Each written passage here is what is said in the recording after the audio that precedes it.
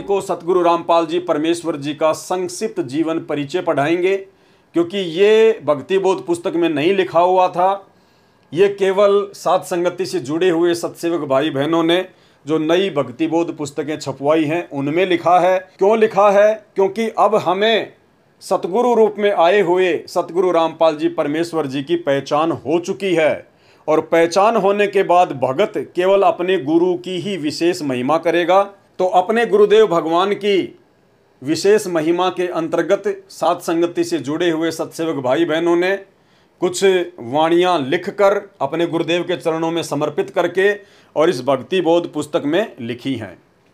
पूर्ण परमेश्वर सतगुरु रामपाल जी भगवान का संक्षिप्त जीवन परिचय।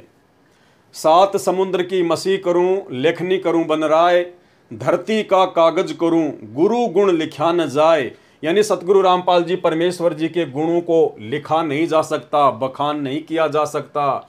जिस प्रकार से कलयुग की बिचली पीढ़ी में आकर उन्होंने हमें संभाला, अपनी शरण में लिया, नाम दीक्षा दी, काल की तपतशिला के कष्ट से बचाया, 84 लाख योनियों के महाकष्टों से बचाया। हे अखिल ब्रह्मांडों के रचयिता, आप जी का संक्षिप्त जीवन परिचय लिखने व बताने में 21 ब्रह्मांड में कोई भी प्राणी सक्षम नहीं है। आप वह समर्थ पिता हैं जिनके आधे बाल के बराबर भी यह सारी सृष्टि नहीं है। अतः संक्षिप्त जीवन परिचय शब्द के प्रयोग के लिए हम क्षमा प्रार्थी हैं, परंतु भाई बहनों को आपकी अंश मात्र जानकारी के लिए इस शब्द का प्रयोग करना मजबूरी वश लेना पड़ रहा है।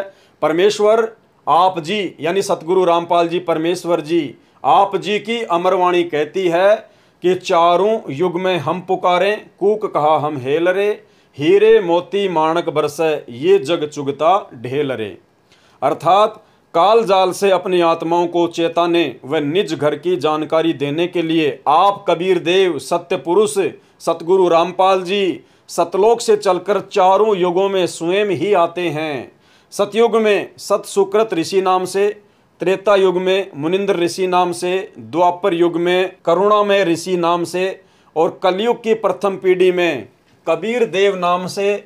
उसके लगभग 250 वर्ष बाद आदरणीय गरीबदास जी महाराज के नाम से, और अब बिचली पीढ़ी में 8 सितंबर 1951 को गांव धनाना जिला सोनीपत हरियाणा में अपने विधान अनुसार अतिथि रूप में धरती पर संत रामपाल दास नाम से प्रकट हो चुके हैं। यानी आज से 650 साल पहले जब काशी के बनारस में कबीर परमात्मा प्रकट हुए थे तो वे अतिथि रूप में प्रकट हुए थे। अतिथि रूप का मतलब होता है जिसके आने की तिथि पूर्व निर्धारित ना हो, उसको कहते हैं अतिथि, जो बिना बताए आ जाए। तो वर्तमान में 8 सितंबर 1951 को परमेश्वर रामपाल जी धरती पर अतिथि रूप में प्रकट हैं। यानी किसी भी शास्त्र में, किसी भी सदग्रंथ में ये प्रमाण नहीं है कि सतगुरु रामपाल जी 8 सितंबर 1951 को ही प्रकट होंगे। तो इसलिए आज परमात्मा अतिथि रूप में धरती पर प्रकट हैं। अपने नाम के आगे दास शब्द, वह परमात्मा कौन? सतगुरु रामपाल जी सिर्फ हम आत्माओं को दास शब्द की परिभाषा समझाने के लिए लगाते हैं। साहिब से सतगुरु भय, सतगुरु से भय संत, धर धर वेख विशाल अंग खेल आदि और अंत।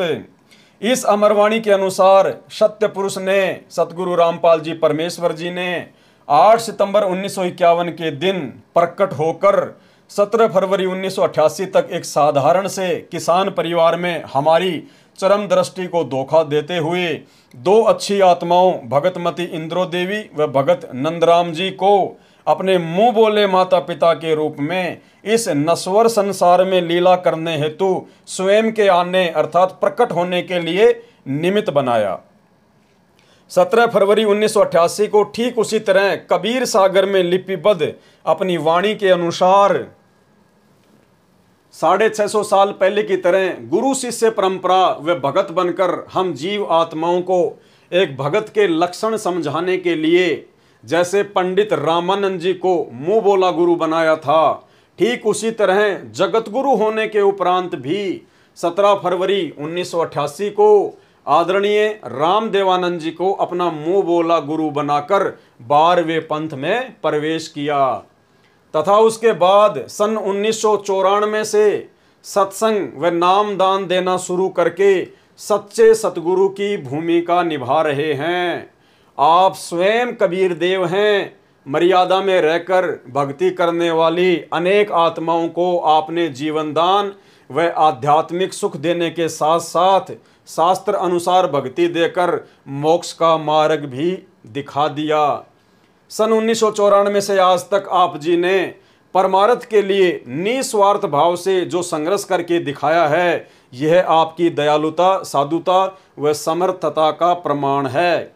वेदों में लिखित अपनी महिमा व गुणों को सत्य साबित करने के लिए कि वह परमात्मा कमल के विकसित फूल पर शिशु रूप में प्रकट होकर कुंवारी गाय के दूध से अपनी परवरिश करवाता है, वह परमात्मा मुर्दों को जीवन देकर 100 वर्ष की उम्र प्रदान कर सकता है, निर्धन को धन देकर सुखी कर सकता है, कोढ़ी व रोगी को स्वस्थ करके नया जीवन दे सकता है, वह बांझ को पुत्र तथा अंधे को आंख दे सकता है, आदि आदि वेदों में वर्णित महिमा को यथार्थ रूप देने के लिए चारों युगों में मात्र एक एक जीवन किसी तालाब में विकसित कमल के फूल पर शिशु रूप में प्रकट होने की लीला करते हैं। अन्यथा आप जी परमेश्वर सतगुरु रामपाल जी भगवान को किसी तालाब या कमल के फूल या शिशु रूप में प्रकट होने की कोई आवश्यकता नहीं है।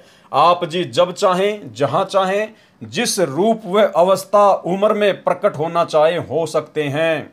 जैसे नानक जी को बेई नदी व धर्मदास जी को मथुरा में जिंदा महात्मा के रूप में प्रकट होकर ज्ञान समझाया, 1392 में प्रकट होकर तैमूर लंग को 7 पीढ़ी के राज्य का आशीर्वाद दिया। लगभग 300 वर्ष पहले आदरणीय गरीबदास जी महाराज जी के रूप में प्रकट होकर सदग्रंथ साहिब की रचना की तथा छुडानी गांव में गंगा जी को प्रकट करने तक की अद्भुत लीला की। लगभग 60-65 वर्ष तक छुडानी से निर्वाण होने के बाद 35 वर्ष तक उसी रूप में सहारनपुर उत्तर प्रदेश में अपने प्रिय भगत भूमड़दास सैनी के बाग में रहने की लीला की और आज साक्षात अपने वास्तविक सतलोकीय स्वरूप में सतगुरु रामपाल जी के नाम से 8 सितंबर 1951 से हम सबके समक्ष प्रकट हैं। हे जगतनाथ, आपकी लीला अद्भुत है। हे अविगत परमेश्वर, आप जी की गति को कौन जान सकता है।